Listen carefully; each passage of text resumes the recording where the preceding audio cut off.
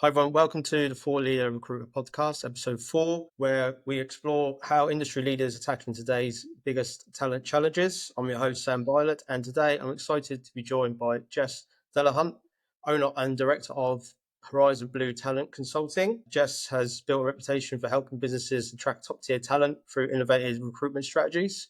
With a strong background in talent acquisition and leadership, he brings deep insights into hiring trends, employer branding, and the evolving expectations of today's workforce. Jess, welcome to the show. Right. Yeah, it's great to have you here.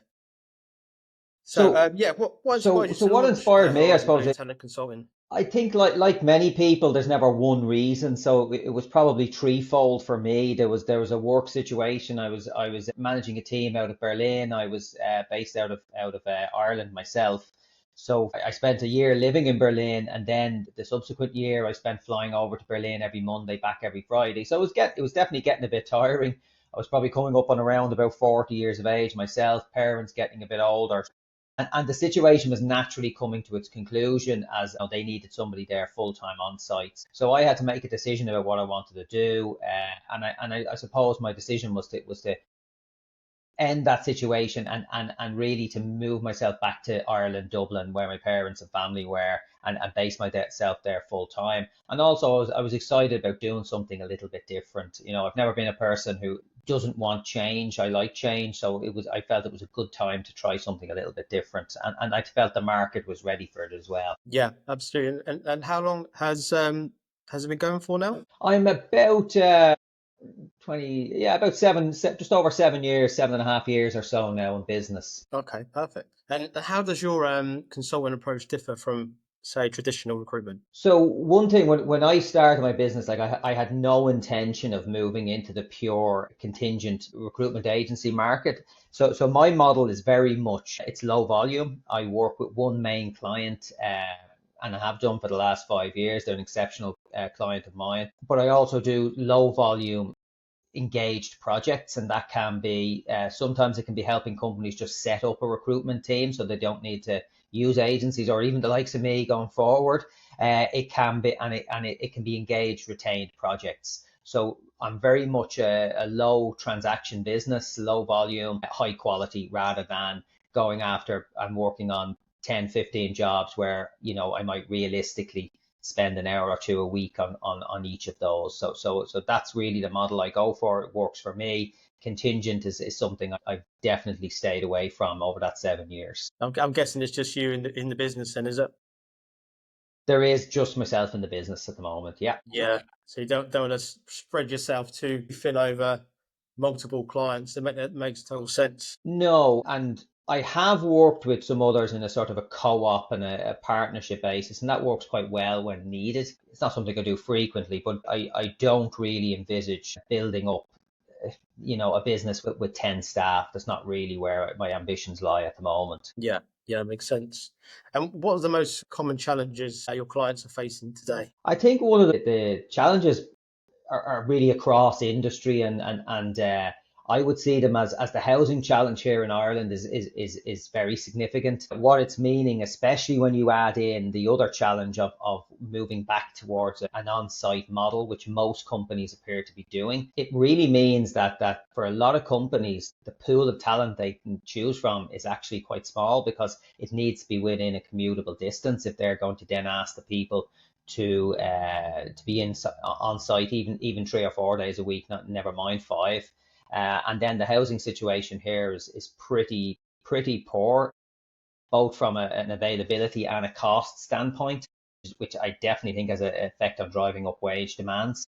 So those, I think, will be the two biggest macro factors, I think, that are not unique to any one industry. They really are across the board. And unfortunately, there's not a lot recruitment agencies or companies themselves can do to solve those. It's really a governmental issue that needs to be resolved. Yeah, for sure. Yeah, the housing situation is pretty bad in the UK as well. Very similar to Ireland. It is. And how? Yeah, it definitely is. And how has the consultant side of recruitment evolved, would you say, over recent years? I think the consulting side has grown in recent years in a sense that with the growth of internal teams, I do think with companies having their own internal recruitment teams, there's a natural movement between people in companies. So people go to work with other companies and maybe they don't have an internal team, but they're then going back to using agencies or the likes of me, consultants. But I definitely think that model has raised the bar, and hiring managers and stakeholders within companies that have internal teams or internal people and owning recruitment now expect a lot more and a higher standard from third party vendors and partners that they're using, whether that's a contingent agency, whether it's someone like myself or whomever it may be. The bar has definitely been raised, and a lot more is expected of the recruiter. Whereas when I started in the business 20 or nearly 20 years ago now, there really wasn't that model, bar a couple of the big maybe tech and multinational companies. What was expected of agencies, I think, was a lot lower, or third party recruiters was a lot lower. That is no longer the case. You have to deliver a much higher level of service than you would have even 10 years ago. Yeah, yeah, totally agree. Yeah, that consultative side is really something companies expect now, isn't it? Yeah, so an analogy I always use with that is people companies go out to an accountant, for example. I work with a lot of SMEs, and companies go out to an accountant, and they don't go out to four accountants. They go out to one, they select one, they engage with them, they get their services from them. But yet recruitment can often be very different. They go out to four or five agencies. They say, here's our job, send us people. They don't get into a deep conversation with those agencies about the job, about the culture, what they need, what their interview process is, and all those different aspects.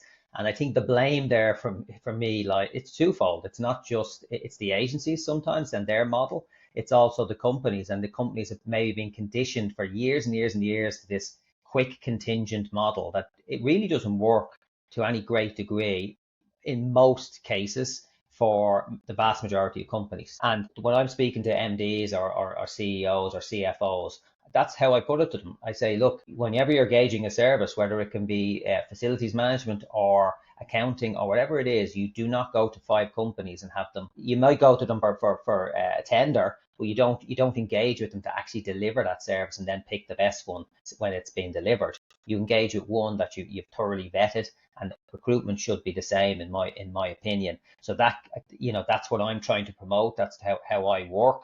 And it's a challenge at times, but generally, when you can get speaking to key decision makers and they can see what you can offer, how you can reduce their time spent on recruiting, but also reduce their costs, but provide a better service. For most key decision makers, that's a no-brainer when you have those three things together. So it's about trying to get that message across and then get the opportunity to deliver it. Yeah, absolutely. Couldn't agree more.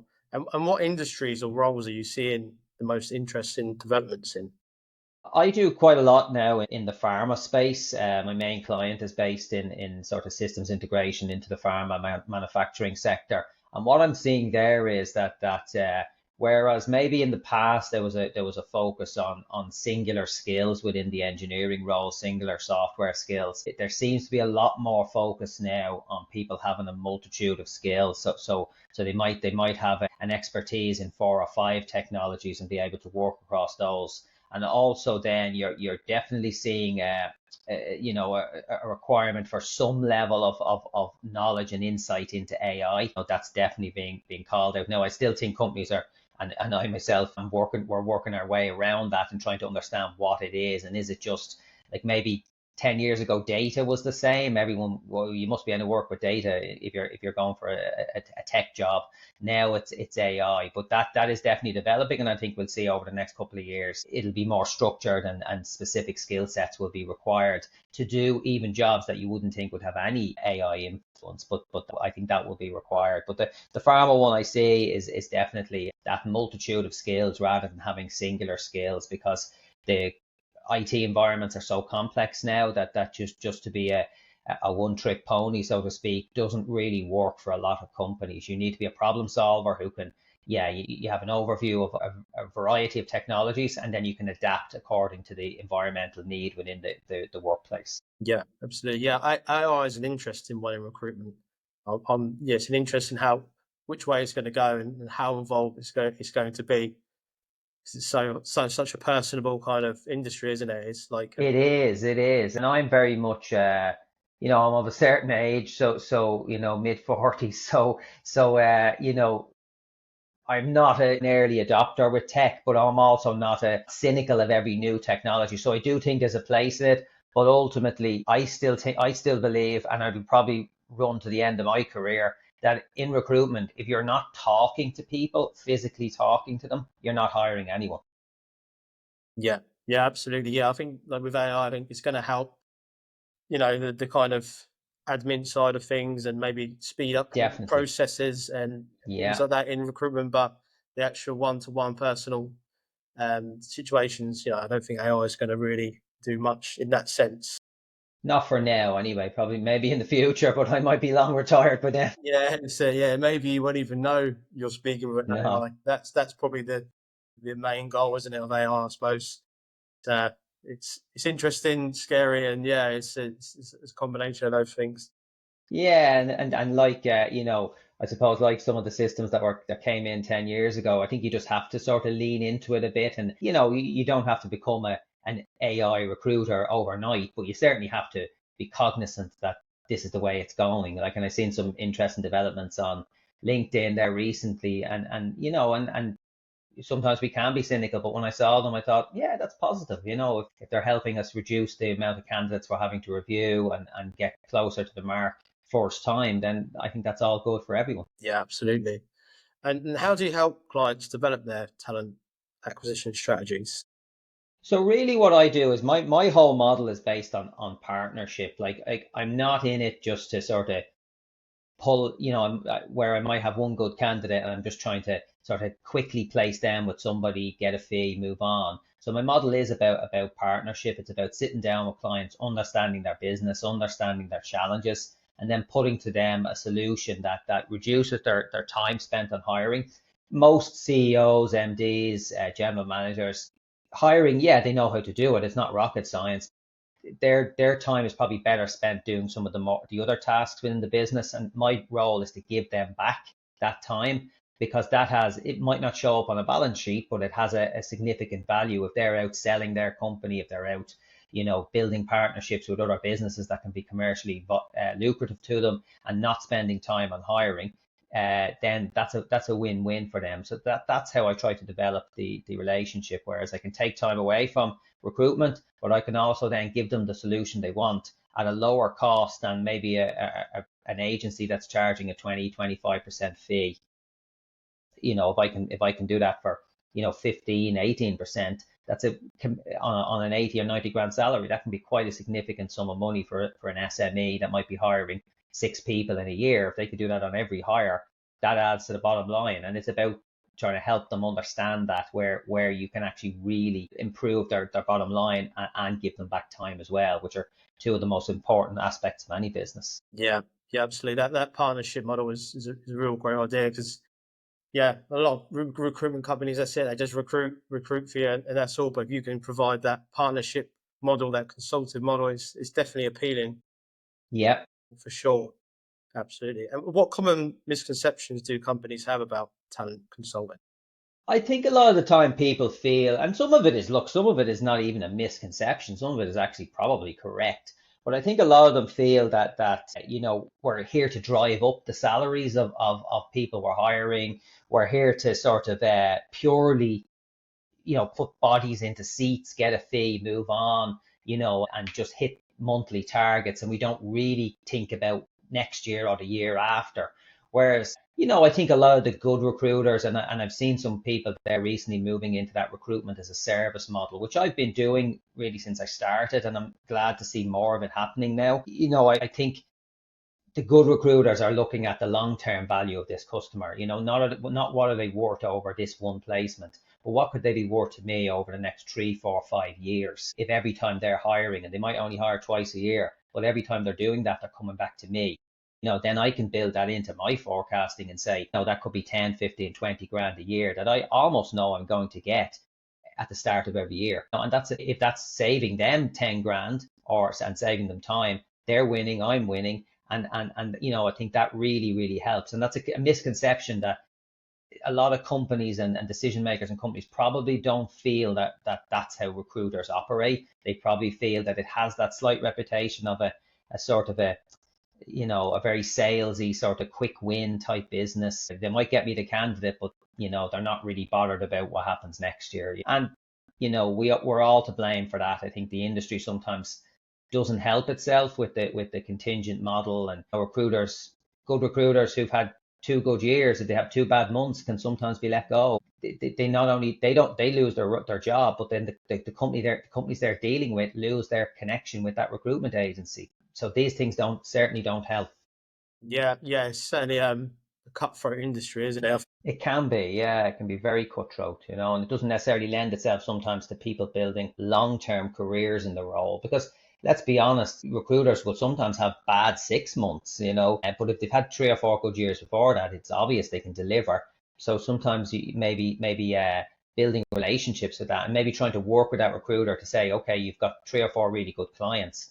Let's go to them clients and build an account management model instead of a contingent quick win model, and maybe they'll hire more out of us. And we also then have some locked in revenue that pays your salary going forward. I don't know if a lot of agencies think along those lines. Yeah, it's a shame because they've got a bit of a bad rep in their recruitment agencies, and it's I think it's evolved, hasn't it, from them years of the real salesy kind of people. It's really hasn't evolved, but yeah, that rep's always kind of lingering. It's hard to once a reps kicks in, it's hard to get rid of. But I do think a lot of them now are moving in a better direction. And I go back to the internal model, and that's so prominent now, and it's creating a better caliber of recruiter because they see how a business works on the inside. And then if they go back to agency, that's a real benefit to recruitment agencies who are picking up that type of talent when maybe they're moving on. Absolutely. And how do you see the role of talent consulting evolving over the next couple of years? I definitely see it being more partnership based. It's going to be, I think that recruitment as a service, or RAS as some people are calling it, is definitely going to grow. I see recruiters now in similar position to myself deciding that, look, we cannot go on with just, I've no been able to forecast because I don't know if I'm going to score this placement. I get to a Friday, I think the candidate's hired, they don't get hired. That's pretty demoralizing. So the recruiters are realizing it's not going to work for them long term. So they're building a more sustainable, longer term model, and they're having success selling that to clients. And I do think that that's definitely going to only grow over the next number of years. And look, we're going to have to get more involved in sort of using new tools, using AI, using data in order to inform our decision making, and being less transactional and more sort of data and decision making, database decision making orientated. I think that's certainly going to. Yeah, yes, for sure. And how can businesses better integrate consulting insights into their recruitment strategy? I think by valuing what the recruiter brings to the table, again going back to that analogy about the accountant. Like when somebody goes to their accountant, they don't tell the accountant, well, you need to do things this way. They generally take that accounting advice, they take legal advice. So if they're using outsourced IT partners, they'll take their advice. Sometimes I think what recruitment, the industry needs to do much better is position itself so that senior business stakeholders view recruitment in the exact same light. And I never try to say that what we do is it's not sending ships into the stars, okay? But it has its own technicalities, it has its own difficulties and challenges, and there's a way to do it right and there's a way to do it wrong. And good experienced recruiters understand that. And it's like, for example, building a process from the start. You can't just write a job spec, post it up, and think, okay, now we're going to have somebody in 2 or 3 weeks' time. You have to understand that you need to build a process. So if you find that right candidate, the process means that you're 99% likely to close them. Okay, so it's about building that from the start. The good foundations of the house then means that when the roof goes on, it doesn't fall down. Okay, so we need to make sure that we're selling that and are suitably skilled in order to provide that to our clients so that they can understand and have trust in our industry, the same trust they would have in legal services or accounting services. Probably not there right now, but I think we need to continue as a business and as an industry to really promote that. Yeah, absolutely. And yeah, final question, Jess. What emerging trends should companies be preparing for? I'm guessing AI is probably one of them. Yeah, I think so. The use of data is a definite emerging trend. Like every job seems to be much more focused in that. And I think companies should be, to me, they should be not going full bore with the, okay, everyone's going back to the office now. Let's do that because we should do that too. They should assess their own unique situation and say, look, we're a company that doesn't necessarily have a massive brand. We cannot compete with the Googles and the Facebooks and Metas and all these kind of guys. So what works for us? And is that having a model where we are fully remote except when we need to have people in the office, and therefore we open ourselves up to a much bigger pool of talent geographically? Or is it that, look, we are an environment where it helps to get people on site, so therefore we can't do that? And just not necessarily going with the herd, assessing what's right for your business, and building out a model that's going to help you grow as a business, and accepting that there are macro factors we cannot change, like the housing situation. So don't cut your nose off to spite your face, okay? And don't just follow because prominent people in industry say everyone should be back in the office. Don't just follow that, okay? Have your own model that works for you, okay? I think that to me is key, and being kind of confident in your own decision making, I think, is really important. Yeah, absolutely. It's great advice. Well, thanks so much, Jess. Really appreciate your time today. No, lovely speaking to you. And if I can be helped you in any way in the future, don't hesitate to reach out to me. Yeah, we'll do. And where could the audience connect with you at all? Have you got any LinkedIn? Well, I'm a bit of a Luddite. I'm really only on LinkedIn from a professional point of view. And I thought when I went off social media channels, it would be detrimental, but it hasn't been. So they can connect with me on LinkedIn. Always happy to give people a bit of advice if they need it and they feel that I might be the right person to turn to. And I obviously have my website, Horizon Blue TC, T for Tango, C for Charlie.com, if they want to take a look there. Okay, perfect. Thank you very much. Thanks again, Sam, for the opportunity. Okay, Lovely to speak to you. take care. Take care. Bye.